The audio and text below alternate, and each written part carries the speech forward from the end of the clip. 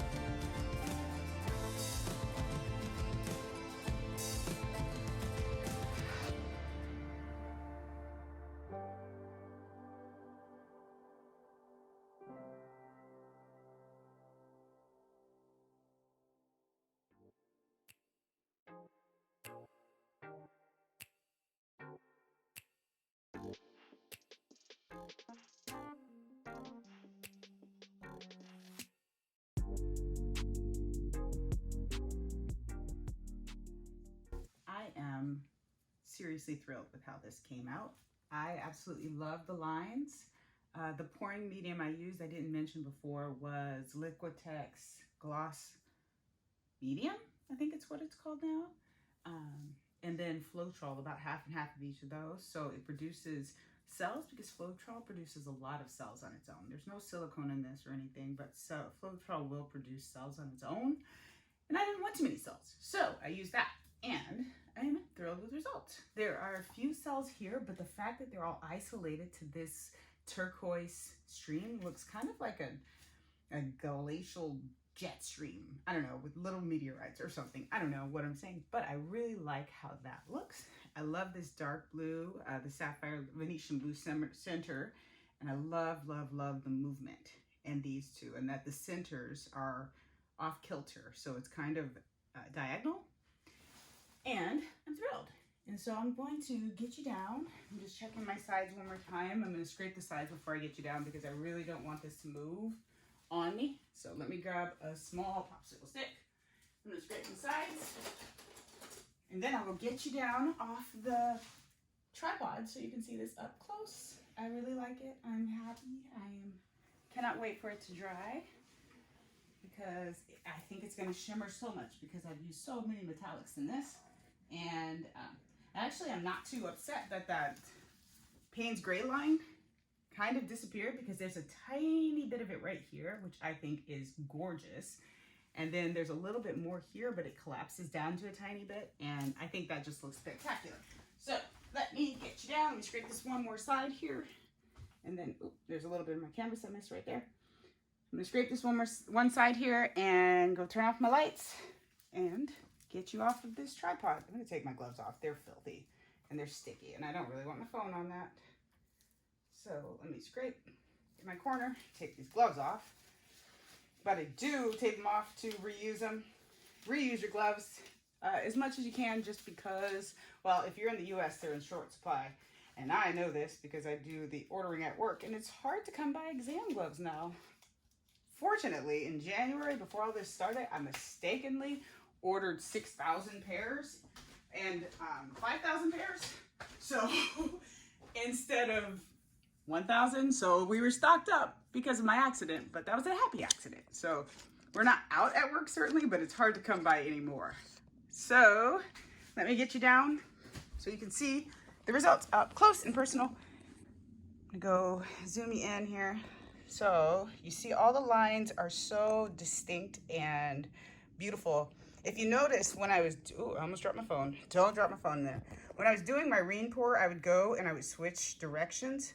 And that's because sometimes when you're doing a ring pour, so much of the color concentrates on one side that you end up with a copper side and a multicolored side. So when you switch directions like this, you end up with, yes, I have a copper side, but you see these rings are more distinct and all the way around. So you have more variety in your colors. So that's why I was changing direction so often there. I love this. So the sparkle in this is going to be so spectacular. I love these little cells, these little pearl-like cells. There's a couple more over here, so that was moved fast. There's a couple here too, and I think they're so pretty. So I like that pearl because it kind of sucked its way into the blues around it. And so you get this light blue effect there. So there's that round, that line of the Payne's gray. And there's a little sparkle because these metallics will sometimes kind of share their sparkle with this rounding matte colors, or, you know, non-metallic colors. And so you get a sheen across it all. And so I love that. But do you see how that Payne's gray line comes to a pencil fine line under here? And I think that is spectacular. So here is some more detail for you. So the blue center is thrilling to me. I love it. You can see all those little lines in there, and it's so pretty and so sparkly. And they have a lot of little cells popping up everywhere. And I am just thrilled. So this is that pencil thin line of the Payne's gray, and I think it's just great. It just outlines this ring here so perfectly. And you can see next to it in this turquoise that there's little cells just riddled through it as if they're traveling within that turquoise, and I love that. Sorry, this is a long post video show. Sorry, but I'm just happy. I like it so much. This is almost like stair steps, but look at those lines in the center of this part. And I just, oh, I love it so much. All right, guys, I am going to, what time is it? It's 8 o'clock here. I think I'm gonna hop in the shower and get ready for bed. Try to, you know, get some sleep. I don't sleep too much because sleep is boring, but it's so necessary. I'm a terrible nurse. Oh my gosh, I just said that. Sleep is important. Sleep, y'all. But I just like activity. I like being able to do. So it's hard for me to get me to go to sleep. My daughters are always telling me to go to sleep. Anyway, I digress. I'm going to bed now.